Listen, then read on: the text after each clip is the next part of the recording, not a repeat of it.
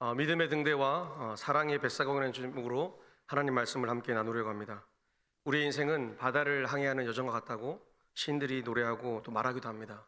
우리의 인생길에서 잔잔한 날도 있지만 또 폭풍우가 부는 그런 휘몰아친 날도 있지요. 언젠가 이 바다 위에서 떠갈 때 가장 중요한 것이 무엇인가라고 바라본다면 등대인지 모르겠습니다. 등대. 그래서 특별히 믿음으로 살아가는 우리에게 우리의 믿음의 길을 안내해주는 등대, 그 믿음의 등대가 있어야 되고요. 하나는 이 노를 저어서 힘차게 달려갈 수 있는 한 사람의 뱃사고, 배를 담당하는 사람이 있어야 됩니다. 오늘 어버이 주일을 맞이하여서 본문의 말씀을 통해서 바울이 사랑하는 영적 아들 디모데에게 남겨준 믿음과 사랑의 유산을 함께 살펴보려고 합니다. 우리는 그동안에 믿음의 등대로서의 가정을 지키고 또 가정을 꾸려나가고 세워가는 그 일을 감당했고 또 사랑의 뱃사공이 되어서 열심히 살아왔을 줄 믿습니다. 네, 살아오셨어요. 근데 오늘 이 살아온 장면을 제가 서론에 이렇게 얘기를 찾아보니까요, 되게 재미난 얘기가 하나 있더라고요. 그래서 하나 소개해드리려고 해요. 작년 토요일 날 시니어 토크쇼가 있는 황금 연못이라는 토크쇼가 있습니다. 그걸 한 20분짜리 봤습니다. 찾아서 거기 보니까 모정의 백길이라는 영화의 실제 주인공이신 정숙현 여사님이 나오셨어요. 나이가 이제 70대가 되는데 자신이 어릴 때 실제 이 모정의 백길이라는 이 영화의 주인공이었습니다. 정 여사님은 자신의 이야기가 전국에 방영된 것을 몰랐습니다. 왜냐하면 자신의 집에는 텔레비전이 없어가지고요, 이게 방영된 줄도 몰랐고 신문이 없어가지고 자세한 얘기도 듣지 못했습니다. 다만 이 영화가 자신의 이야기라는 것을 나중에 알게 되었습니다. 이 이야기의 배경은 1962년에 전남 여수에서 한 초등학교 졸업식장에서 일어났습니다. 아주 남루한 옷을 입은 초라한 여인이 앞에서 노력상을 받는 겁니다. 참 특이한 상이죠. 개근상도 아니고 노력상. 이 노력상을 받은 분은 졸업하던 딸을 하루 매일 20리씩 왕복 20리를 왔다 갔다 노를 저어서 자신의 딸을 섬에서 여수 육지까지 이렇게 발해해 주었던 엄마의 그 노력을 학교에서 칭찬하는 마음으로 주신 상입니다. 딸을 위해 6년 동안 매일, 그러니까 월요일부터 토요일까지 하루도 빠짐없이 이렇게 실어 날라줬습니다. 대단하죠. 그래서 왕복 20리인데 얼마나 갔나 보니까요, 34,000리를 간 겁니다. 다들 멀뚱히 바라보시네요. 놀랍지 않습니까? 34,000리를 손으로 키 작은 여인이 그 누더기 같은 한복을 입고 1962년에 비가 오나 눈이 오나 바람이 부나 진짜 이 엄한 일, 험한 일을 감당해서 자신의 딸을, 자신은 못 배웠지만 내 딸은 학교를 졸업시켜야겠다 생각해서 보냈습니다. 이 여인이 살던 가구에는, 섬에는 딱 3가구가 살았어요. 딱 3가구. 그러니까 누가 데려다 줄 수도 없고 어떤 배를 띄울 수도 없는 상황에서 여인이 직접 그 어머니가 자신의 딸을 위해서 이렇게 고생하였습니다. 그리고 시간이 흘러서 어머니가 돌아가시고 그의 삶을 지그시 70대가 되어서 이제 할머니가 되었을 쯤에 자기 인생을 돌아보면서 나온 거예요. 그러면서 자기 이야기를 하는데 그날 방송국 가서 처음으로 자신이 텔레비전에 이렇게 뉴스에 나온 것을 본 거예요. 얼마나 놀랍습니까? 그때 14살의 나이, 학교 학생으로서는 1년 늦게 학교를 졸업했는데 그때 자신은 그 장면을 못 보았는데 대한민국에 있는 수도권에 있는 많은 사람들, 흑백 TV를 가진 사람들은 보았습니다. 오늘 그 어머니의 마음이 어땠을까요? 라고 생각해 봐요.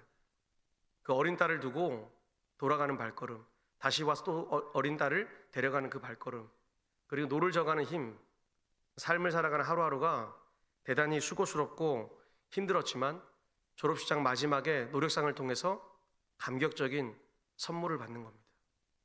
우리의 인생이 어쩌면 누구도 알아주지 않지만 언젠가는 내 자녀를 통해서, 또 교회를 통해서, 내가 함께했던 교우들을 통해서 또 하나님이 나의 삶을 바라보시고 나에게 진정한 삶을 잘 살았나 못 살았나, 고단했나 수고했나 바라보시고 응원하신 줄 믿습니다.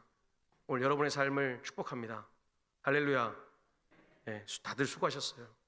근데 오늘 수고했는데 중요한 것은 우리가 이 수고한 시점에 잠시 우리의 마음을 들여다보는 겁니다.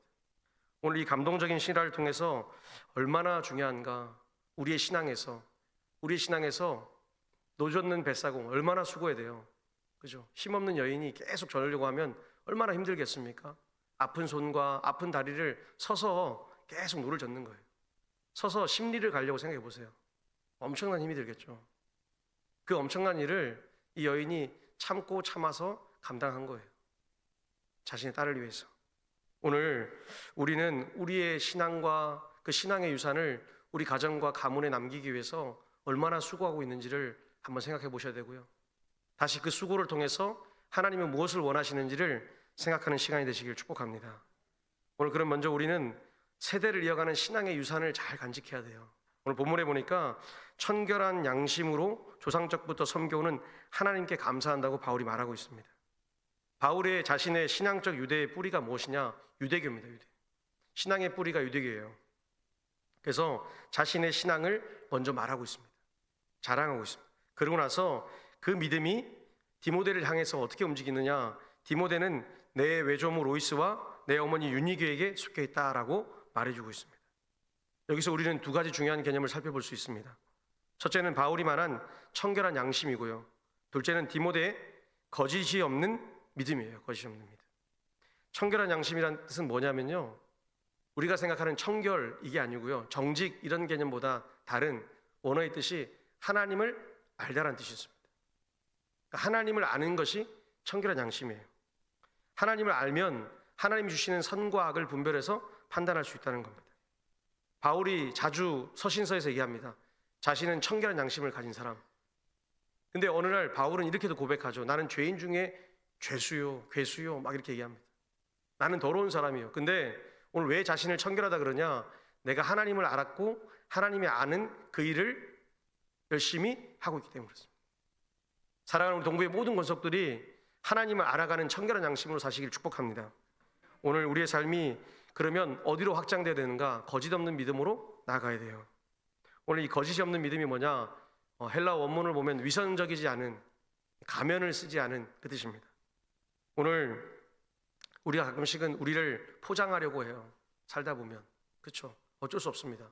근데 이 포장이 하나님 안에서 진실된 삶으로 계속해서 살아가야 되는데 가끔씩은 인정받고 싶고 때로는 또 자존심을 세우고 싶고 그럴 때 보면 내 삶의 위선적인 모습이 나타날 때가 있습니다. 우리는 이것을 버려야 됩니다. 버려야 돼요. 내 자녀들에게도 믿음 안에서 살아가야 됩니다. 우리가 교회 안과 밖에서 살아가는 삶의 모습이 100% 일치한다는 것은 우리 인간은 불가능해요. 그러나 100% 일치하지는 아니하여도 우리의 살아가는 삶의 족적이 하나님 안에서 예배드릴 때와 또 하나님 안에서 세상을 살아갈 때 비슷하게 닮아가야 될 줄 믿습니다. 우리가 그러라고 부르심을 받았어요. 근데 오늘 사도 바울도 얘기를 하고 있습니다. 우리의 신앙이 얼마나 견고하게 지키는 것이 어려운가. 오늘 이 선신서를 받는 시간이 언제냐? 주후 63년경에서 64년 정도. 그러니까 이제 로마 대박해가 시작되는 주후 65년 네로의 박해가 시작되는 그 시작 전에 오늘 본문의 말씀을 편지로 받게 돼요. 그러니까 바울은 무슨 생각이 들었냐? 이제 1년만 지나면 감당할 수 없는 폭풍이 밀려오는 거예요. 이렇게 공개적으로 회당에서 예배를 드릴 수도 없고 성경 공부를 할 수도 없고 지하로 들어가든지 아니면 죽임을 당하든지 하는 그런 참혹한 시대가 자그마치 200년 가까이, 공식적으로 한 150년 정도 지속되는 그 상황의 첫 시작이 바로 이 디모데후서를 받는, 편지를 받는 시간이었습니다. 그래서 거짓 없는 믿음, 그 믿음에 대해서 계속해서 말하고 있습니다. 오늘 우리 신앙에서 외적인 형식보다는 내적인 진정성이 참 중요합니다. 신행일치의 삶이 참 중요합니다. 그 신행일치의 삶이 언행일치로까지 이어져서 살아간다면 우리 기독교가, 이 땅의 한국 기독교가, 교회가, 동부교회가 결단코 무너지지 않습니다. 그리고 오히려 든든히 세워져서 사람들이 놀라워할 것입니다. 오늘 그 믿음의 대를 이어가는 여러분이 되시기를 축복합니다. 오늘 우리 가정을 한번 돌아보세요. 우리가 어떻게 지금 자녀들에게 청결한 양심, 하나님을 함께 알아가는 것을 가르치고 있는가? 하나님을 함께 알아가는 지식, 가정예배를 드리고 말씀을 가르치고 부모가 기도해주고 하는 그 삶이 풍성하게 열려질 줄 믿습니다.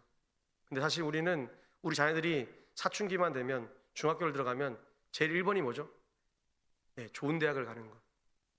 이제 고3이 되면, 고등학생이 되면 모든 에너지가 뭐죠? 예배보다는 학원으로 이렇게 하게 됩니다. 심지어 어떤 교회는 고등학부 학생들을 위해서 예배 시간을 탄력적으로 조정합니다. 그런 일도 해요. 저도 해봤습니다. 근데 그들의 삶이 그렇게 예배를 바꾼다고 해서 삶의 중심이 뭐가 돼요? 그들의 머릿속에는 하나님이 먼저가 아니라 공부가 1등이에요. 하나님은 한참 뒤에 있습니다. 그리고 인생의 우선순위가 그대로 유지되어서 살아가게 돼요. 오늘 우리는 어떻습니까? 우리가 신앙의 유산 말로는 많이 외치지만 실제로 우리가 주고 싶은 건 돈이지 않습니까? 물질, 아파트, 그게 첫 번째예요. 그리고 실제로 그것을 주었습니다. 그것을 주었고 믿음의 유산은 잠시 뒤로 하고 있습니다. 오늘 달리 한국교회를 비판할 필요도 없고 불평할 필요도 없는 것은 우리가 스스로 그 일을 했다는 겁니다. 오늘 사랑하는 여러분, 우리 자녀들에게 믿음을 주시길 부탁드립니다. 절대적으로 믿음을 주십시오. 믿음을 주시면 믿음의 유산은 끊어지지가 않아요. 돈은 끊어지게 되어 있습니다. 돈은 준 만큼만 가치합니다. 10억을 주면 10억에서 끝나는 거예요. 100억을 주면 100억에서 끝나요. 서울의 아파트 값이 강남에 지금 50억 아닙니까? 30평짜리 아파트가 50억 가까이 하더라고요, 보니까. 그럼 50억 주고 나면 아파트 하나 사고 나면 끝입니다. 그럼 뭐가 필요해요? 더 필요해요. 여기 계신 분들 중에 돈이 정말 많아서 더 줄 수 있으면 좋겠지만 한계가 있다는 거예요. 근데 믿음은 아닙니다. 여러분 자녀들에게 지금 무엇을 주셨습니까? 한번 지금 눈을 잠깐 감고 생각을 해보세요. 지금 무엇을 주었고 나는 지금 어떻게 살고 있는지 여러분이 아시잖아요. 오늘 제가 참 좋아하는 이혜인 수녀님이 계신데 이혜인 수녀님이 쓴 산문집이 사랑할 때와 죽을 때라는 책이 있습니다. 참 좋습니다. 이 책에 보면 얼마나 부모가 무엇을 해야 되는가, 부모가 어떻게 자녀를 양육해야 되는가 가장 좋은 핵심이 적혀 있어요. 제가 그대로 읽어드리겠습니다. 기도하는 엄마의 손은 부엌보다 성소에 가까웠다. 자식의 이름을 부를 때마다 그 아이는 은총의 줄 위에 걷게 된다. 기도하는 엄마의 손은 세상에 나가서 그 어떤 손보다 아름다운 거룩한 손이 되는 거예요. 자녀는 엄마의 손을 바라보고 엄마의 눈물을 바라보고 엄마의 무릎 꿇은 그 모습을 바라본다는 거예요. 오늘 제가 40대 중반으로 살아가지 않습니까? 저는 어머니가 무릎 꿇고 눈물 흘린 것을 본 세대예요. 근데 오늘 여기 중학생들도 있지만 자기 엄마가 세상에 나간 게 아니라 교회에서 집에서 눈물 흘리고 무릎 꿇고 가슴 치면서 하나님 믿음으로 살게 해주십시오라고 기도하는 자녀들이 없어요. 그런 분들이 없는 거예요. 제가 청년부 사역을 해보니까 청년부에게 물어봤어요. 니네 어머니 뭐 어떻게 하시냐 물어보면 우리 엄마요? 일하러 가는데요. 저녁에는 어떻게 해? 피곤해서 누우시는데요. 끝인 거예요. 어머니가 뭘 주셨니 물어보면 청년들이 공통되게 하는 말은 돈요, 학원요. 이게 끝입니다. 오늘 우리의 세태가 그렇다는 거예요. 여러분이 잘했고 잘못했다를 얘기하는 게 아니라 세상의 똑같은 시류 속에서 흘러가고 있다는 겁니다. 오늘 이혜인 수녀가 말하는 것처럼 기도의 손이 얼마나 거룩하고 영향력이 있습니까? 기도의 손을 보여주는 순간 자녀는 변하게 되기 시작해요. 자녀는 그 손을 놓지 않게 돼요. 기도의 눈물이 흐르잖아요. 그게 땅을 적시기 시작해요. 그러면 메마른 심령이 변화되고 역사하게 될 줄 믿습니다.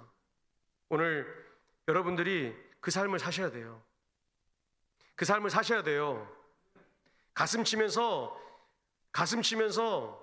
정말 주님 구원이 그렇게 중요하고 우리가 오늘 고백하지 않습니까? 몸이 다시 사는 것, 영원히 사는 것 그렇게 고백해놓고는 우리는 그렇게 못 살고 있다는 거예요. 우리 인생의 영순위가 뭐예요? 예배예요. 하나님이에요. 근데 이 예배드린 자리에서 와서 내가 자녀에게 보여줄 것은 하나님을 향한 거룩한 예배자가 되는 거예요. 부모가 예배 시간 장난치고 예배 시간 대충 생각하고 기도 대충 생각하고 그렇게 살아온다면 그 교회는 끝난 겁니다. 그 가정도 끝난 거예요. 오늘 여러분이 오늘 마지막 구절이 이렇지 않습니까? 은총의 줄 위에 걷는다. 이 예언수녀의 마지막 구절이 은총 위에 줄을 걷는다는 거예요. 이 줄이 뭡니까? 이 히브리어로는 소망이에요. 소망. 하나님과 맞닿아 있는 줄. 하나님과 줄만 맞닿아 있으면, 하나님과 기도의 줄이 맞닿아 있으면 우리는 은총의 줄 위에서 마음껏 걸어가게 된다는 거예요. 누가요? 내 자녀가요. 할렐루야. 여러분 그거 믿으시잖아요. 그래서 여러분들이 기도하셨잖아요. 오늘 우리의 남은 여생을 다 힘을 온갖 쏟아서, 제가 오늘 새벽에도 얘기했지만, 기도하는 자리, 눈물로 기도하는 자리, 자녀들의 삶 가운데 내가 믿음의 등대가 되겠다, 내가 기도하는 주축들이 되겠다, 그렇게 기도하시길 축복합니다. 오늘 그렇게 되면 하나님께서 반드시 뭐죠? 나를 통해서 빛을 비추실 줄 믿습니다. 가만히 계시지 않거든요, 하나님은. 오늘 그 하나님이 어떻게 비춰주시냐, 오늘 3절과 4절인데 우리 한번 같이 읽겠습니다. 내가 밤낮 간구하는 가운데 쉬지 않고 너를 생각하여 청결한 양심으로 조상적부터 섬겨오는 하나님께 감사하고 내 눈물을 생각하여 너 보기를 원함은 내 기쁨이 가득하게 하려 함이니. 아멘이세요? 네, 아멘이시죠. 오늘 사도 바울은 영적 아들을 향해서 매일매일 반복해서 눈물을 흘리고 있습니다. 눈물. 우리 인생에서 눈물에 있는 기도가 얼마나 위력이 있습니까? 그죠? 그냥 울기만 해도 우리가 마음이 동하는데, 그 눈물 있는 기도로 하나님 아버지께 살려달라고 한다면 하나님이 들으시고 그 수녀님의 시처럼 그 은총 위의 줄 위에 우리를 마음껏 걷게 하실 줄 믿습니다. 그 하나님께서 오늘 말씀하세요. 내 눈물을 생각한다. 내가 밤낮 간구하였다. 계속해서 한 대상을 향해서, 사랑하는 자녀를 향해서 끊임없이 반복적으로 하는 행동입니다. 디모데가 원래 약한 존재였죠. 몸이 약해서 디모데서 5장에 보면은 그가 얼마나 병약했는지를 잘 그려내고 있습니다. 근데 젊은 나이에 이제 교회의 지도자가 되었어요. 오늘날로 말하면 장로님 정도 된 거예요. 그러니까 장로가 되고 교회를 이끌어 나가야 되는데 몸은 허약하고 지혜는 부족하고, 그래서 매일매일 스스로도 어렵게 눈물을 흘리며 살았다고 고백해요. 그 이후에 그 받은 편지가 디모데후서입니다. 바울이 또 한 번 편지를 보내죠. 너는 할 수 있다. 왜 할 수 있느냐? 내 부모와 내 어머니와 내 외할머니와 그리고 너의 아비는 아니지만 아비처럼 살아가는 영적 아비 사도 바울인 내가 너를 위해서 밤낮 기도하고 있다라고 얘기합니다. 이것은 우리가 생각하는 가난하고 약하고 없는 자에게 베푸는 동정이 아닙니다. 하나님께 주시는 기도하는 마음이고 은혜의 물줄기입니다. 은혜의 물을 뿌리는 거예요. 그래서 한 생명을 아주 온전한 위치에 올려놓는 겁니다. 우리 이런 관계를 만들어 가야 돼요. 김혜란 작가가 쓴 단편소설 침이 고인다라는 책이 있습니다. 이 책에서 한 젊은 여성이 병든 어머니를 간병하기 시작해요. 근데 딸이 매일 어머니를 돌보다 보니까 얼마나 무기력하겠어요. 움직일 수도 없는 어머니를 매일 돌보다 보니까 지치고 힘든 거예요. 기저귀도 갈아줘야 되고 여러 가지 많은 것들을 하다 보니까 너무나 지친 거예요. 그 지친 상태에서 잠시 다른 방에 갔다 왔는데, 갔다 오는 틈 사이에 어머니가 병상에서 떨어집니다. 근데 어머니가 결코 반응할 줄 모르는 정말 의식 없는 사람인 줄 알았는데 아니었어요. 자신의 딸을 위해서 바닥에서 울고 있는 겁니다. 미안한 마음으로. 그걸 보고 충격을 받은 거예요, 이 여인이.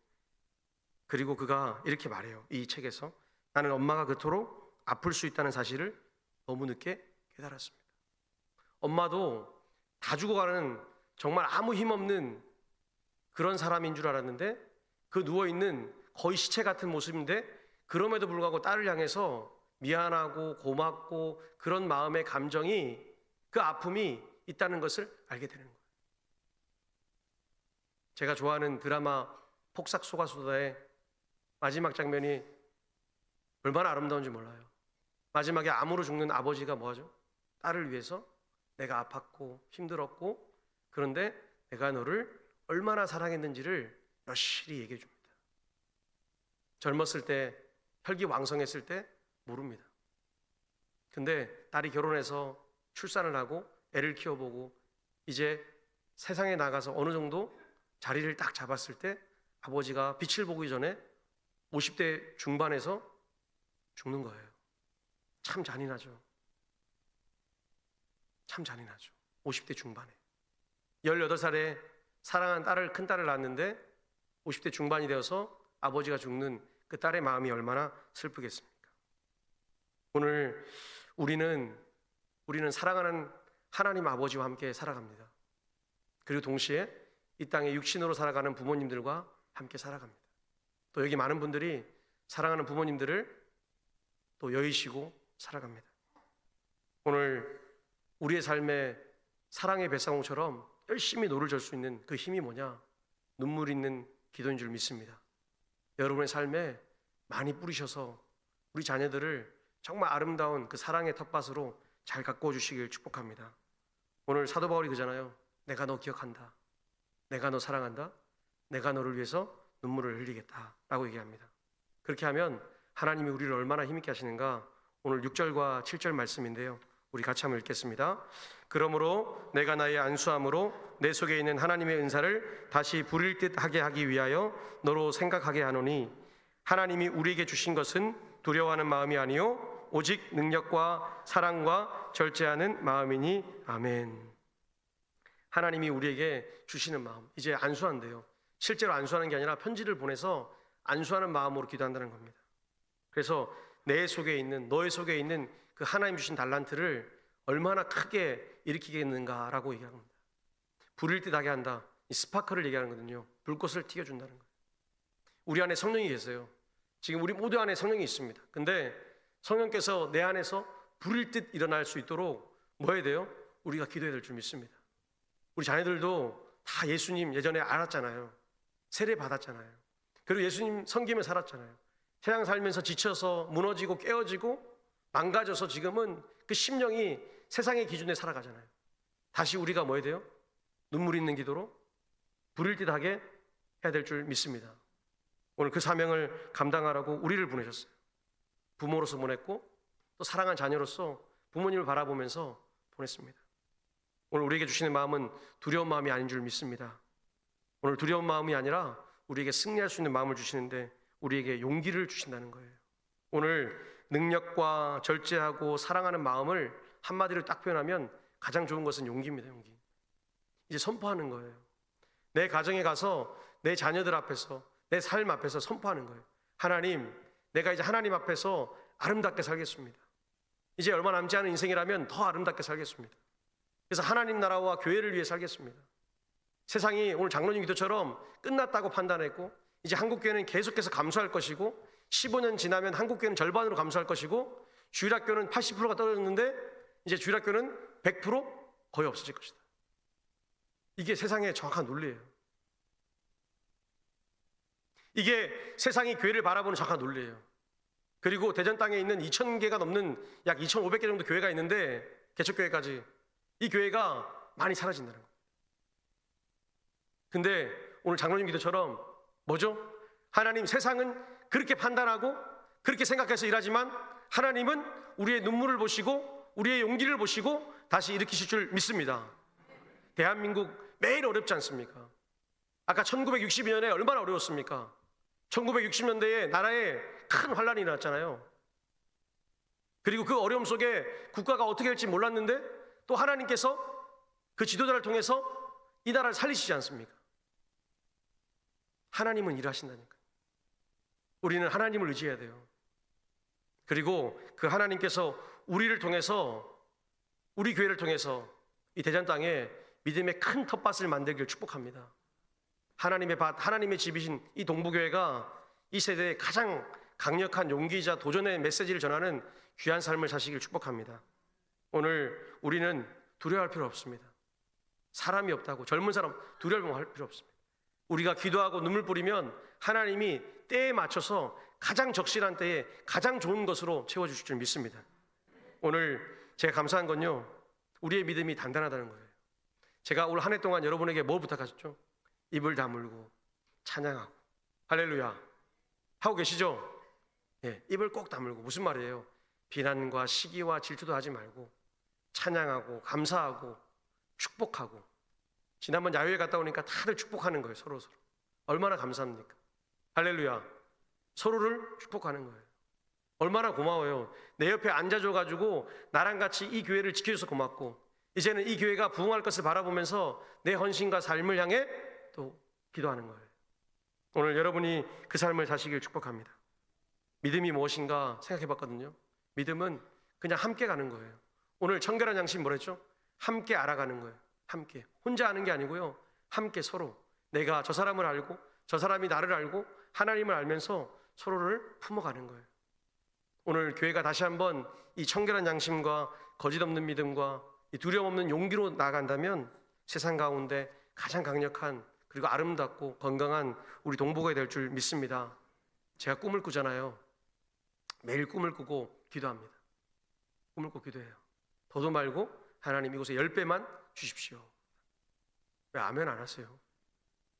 쫓아내야 되겠습니다. 10배만 주십시오. 하나님이 하신다니까요. 하나님이 하세요. 제가 좋아하는 친구 목사님 얘기했잖아요. 그죠? 네. 평촌에 가는 꿈꾸는 교회, 드림교회 목사님. 꿈을 꾸면 된다니까요. 우리가 함께 꿈을 꾸고 함께 기도하면 하나님이 가장 필요한 때에 놀라운 일을 행하신다는 거예요. 놀라운 일이에요. 오늘 동구를 돌아보면서 꿈을 꾸는 교회가 없는 것 같아요. 다들 포기하는 것 같아요. 다들 내 삶에서 현상 유지만 하면 될 것 같다 생각하는 거예요. 그럴 필요 없습니다. 하나님은 사람도 물질도 모든 것도 채워줄 줄 믿습니다. 오늘 그 일을 향해서 우리 모두가 가정과 교회와 직장과 동네에서 기도하시면 하나님이 큰 일을 하실 줄 믿습니다.